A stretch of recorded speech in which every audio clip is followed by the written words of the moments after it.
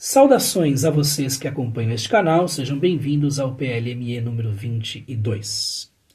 Dando prosseguimento à nossa série, faremos a leitura comentada de mais uma entrada ou capítulo do célebre Encheiridion de Epicteto, que vem a ser a de número 31. Como sempre, nós usaremos a tradução de Aldo Dinucci e Alfredo Julian, cujos detalhes podem ser verificados aqui embaixo na área de descrição. E também na área da descrição temos um primeiro link.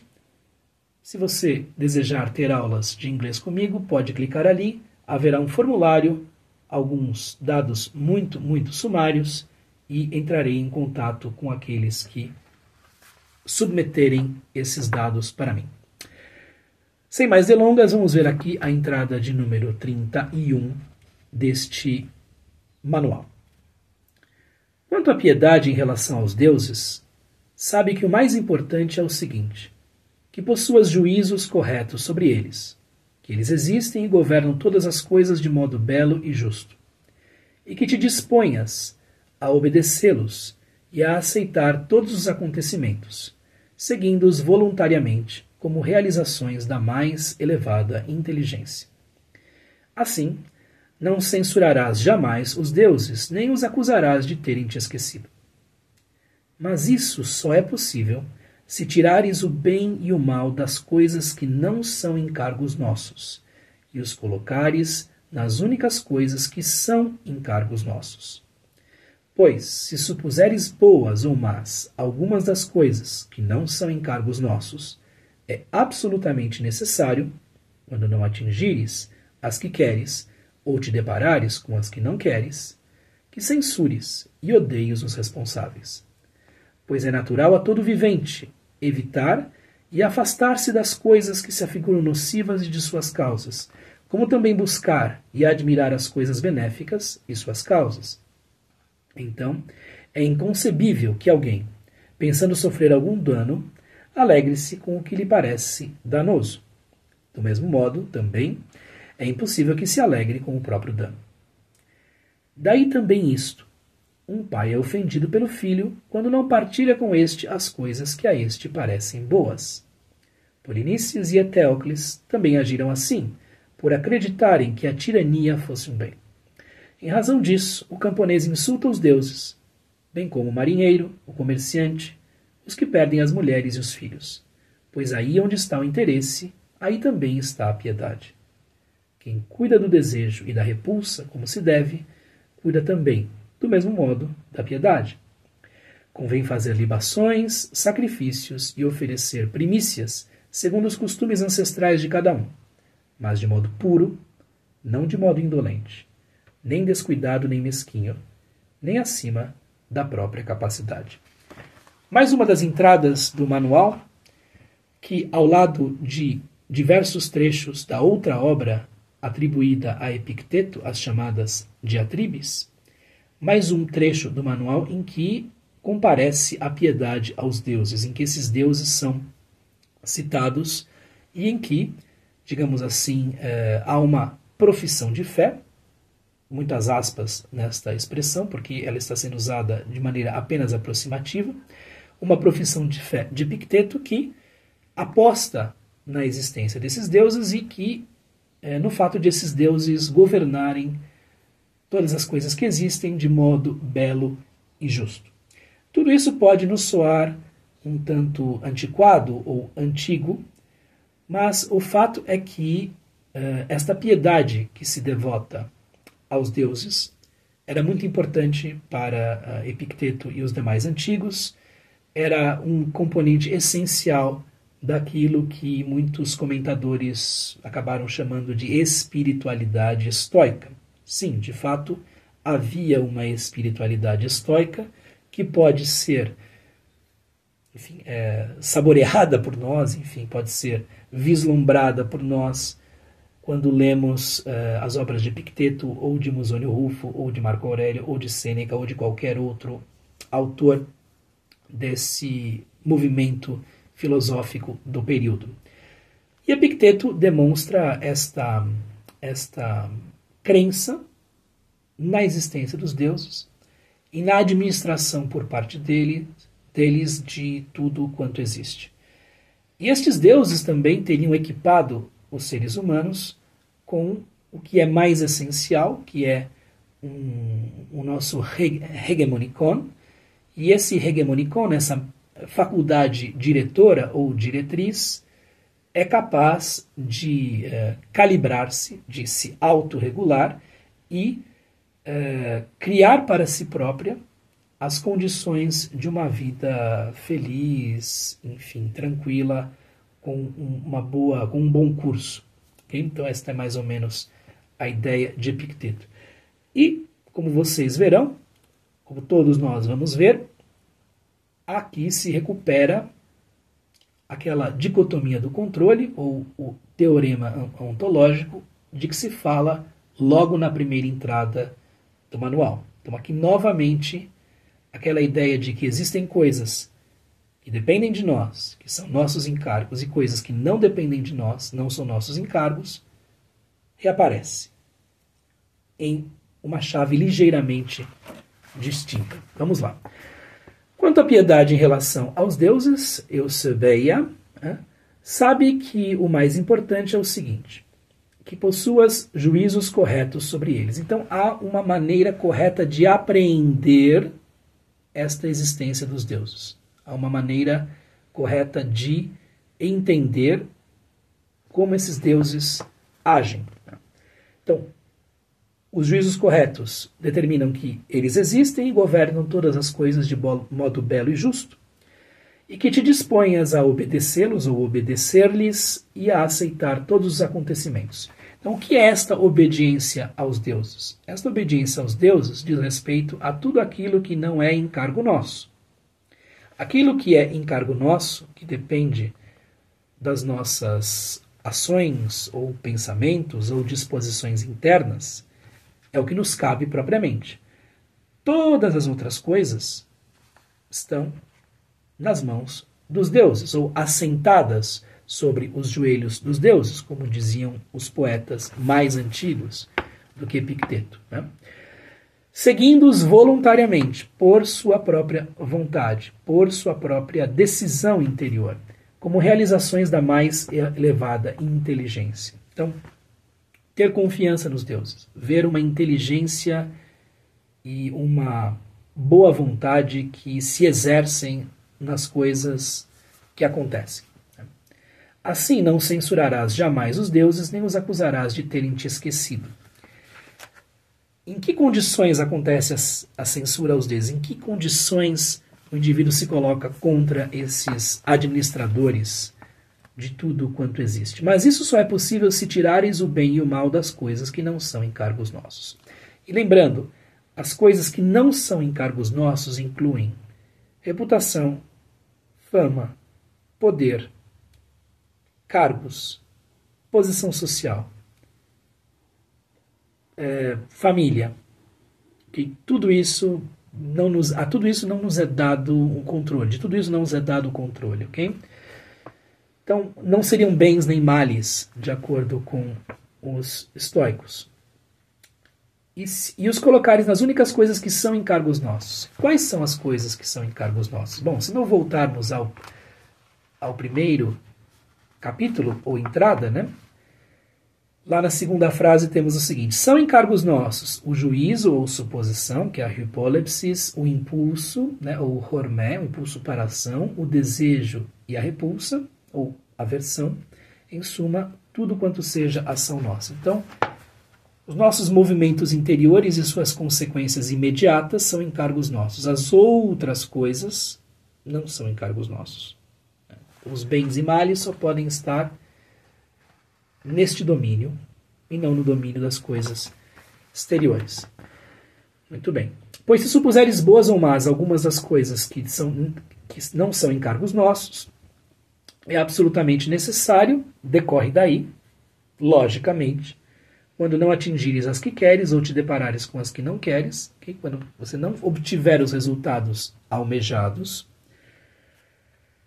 é absolutamente necessário que censures e odeies os responsáveis. Então, eu desejo muita fama, muito dinheiro, muitas posses, muito reconhecimento, etc. Então, se não obtenho estas coisas todas, passarei a censurar a minha própria sorte, ou os próprios deuses, ou a Deus. Pois é natural a todo vivente evitar e afastar-se das coisas que se afiguram nocivas de suas causas. Então ninguém ama o que se considera um mal. Ok?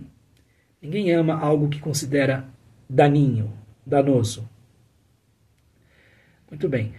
E o nosso movimento natural é o afastamento dessas coisas, né? Muito bem. E de suas causas, como também buscar admirar as coisas benéficas de suas causas. E vice-versa. E a afirmação oposta também é verdade. Então é inconcebível que alguém, não dá para pensar nisso, que alguém, pensando sofrer algum dano, alegre-se com o que lhe parece danoso ou daninho. Do mesmo modo, também é impossível que se alegre com o próprio dano. E aqui a questão é a seguinte: há uma série de circunstâncias muito desagradáveis que podem se abater sobre qualquer um de nós, que ninguém pense que está livre disto, ok? Dê asas à sua imaginação e imagine todas essas circunstâncias que envolvem sofrimentos vários, desde os psicológicos até os mais físicos. Enfim, há uma série de circunstâncias que podem se tornar presentes em nossas vidas. E a única maneira de se vacinar contra isso, de acordo com os estoicos, seria não dar valor, não colocar o nosso juízo como dando valor, como vendo bens e males nas circunstâncias exteriores, no que nos acontece. Evidentemente, tudo isso é muitíssimo difícil e mesmo contraintuitivo. Né? Mas a única vacina que eles encontram para que essas más coisas não nos afetem ou não nos afetem demais. Daí também isto: um pai é ofendido pelo filho quando não partilha com este as coisas que a este parecem boas. E aqui nós estamos na posição de filhos desses deuses, que quando não recebem, ou quando não recebemos, aquilo que nos parece bom, o melhor dos quinhões, eu queria ter uma casa na praia, uma casa no campo, uma casa no melhor bairro da cidade que eu mais gosto, e, enfim, 4, 5 carros, e poder viajar para o exterior 2, 3 vezes por ano, etc, etc. Quando isso não acontece, né, passamos a censurar os deuses, ou passamos a nos ressentir contra quaisquer que sejam as pessoas ou as instâncias que vejamos como culpadas. Okay? Mas o fato é que somos nós que temos um apetite desmesurado. Né? E aqui ele vai falar de um mito tebano. Polinices e Etéocles também agiram assim por acreditarem que a tirania fosse o bem.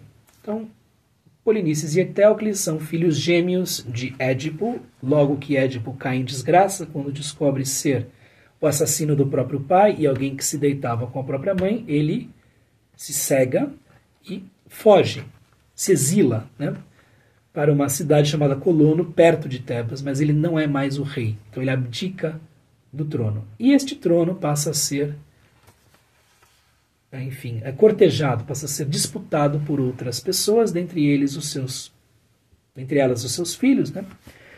E o fato é que eles se entrematam. Um deles permanece em Tebas, o outro busca ajuda fora de Tebas, com estrangeiros, e eles se entrematam. Então é nesta paridade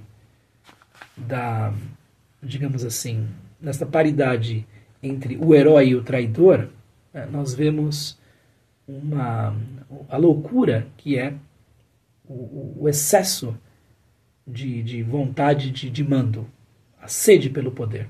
Né? Muito bem.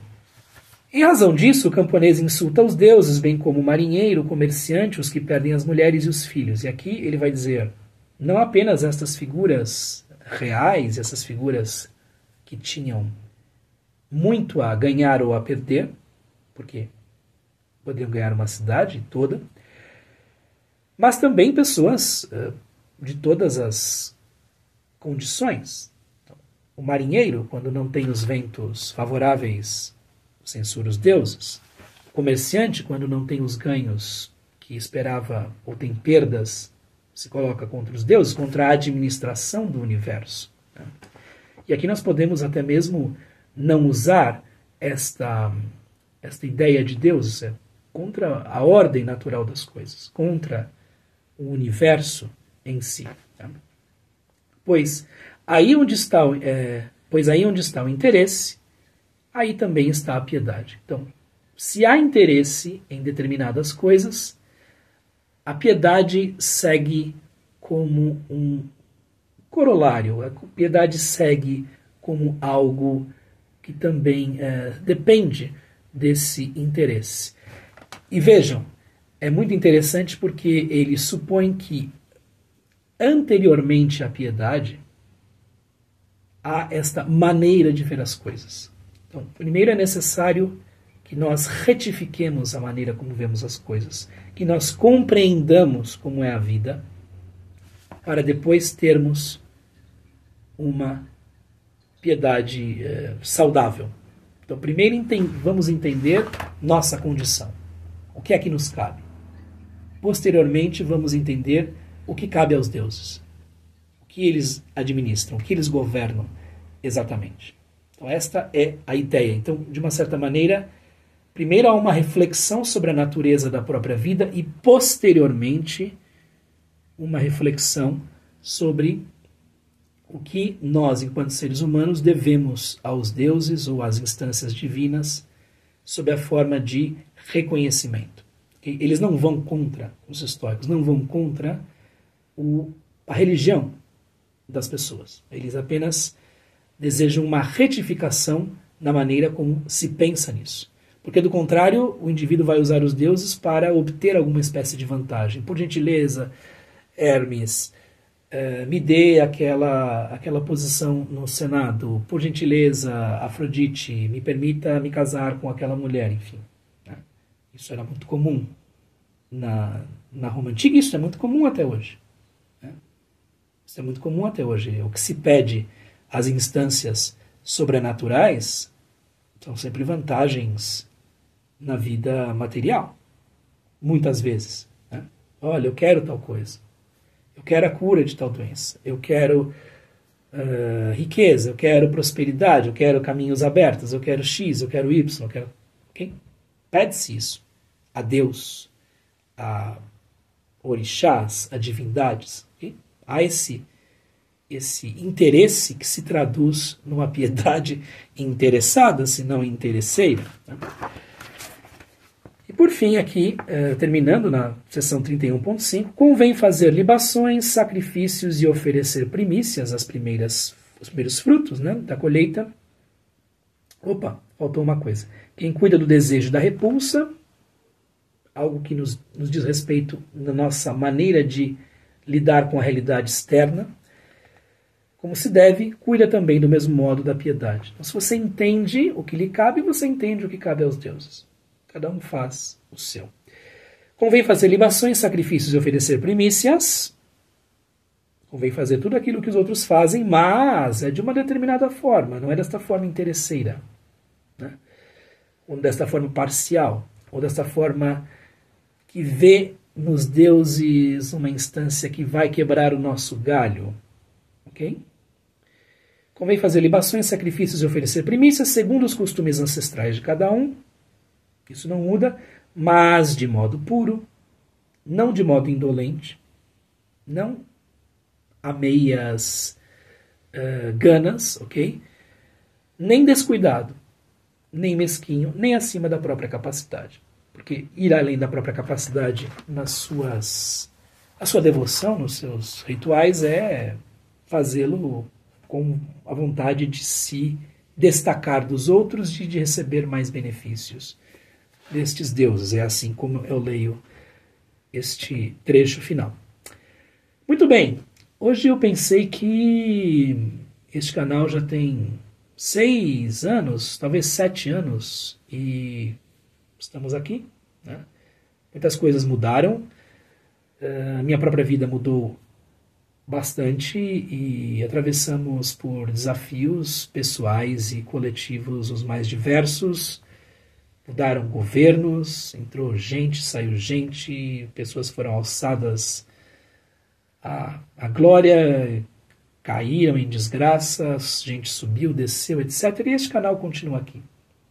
Sem números espetaculares, mas sempre mais ou menos na mesma toada, lendo obras que me parecem interessantes e mesmo vitais para os tempos que vão. Muito obrigado pela sua atenção, um abraço. Caso queira aprender inglês comigo, link aqui na descrição. Até mais, nos vemos no próximo PLME. Tchau, tchau.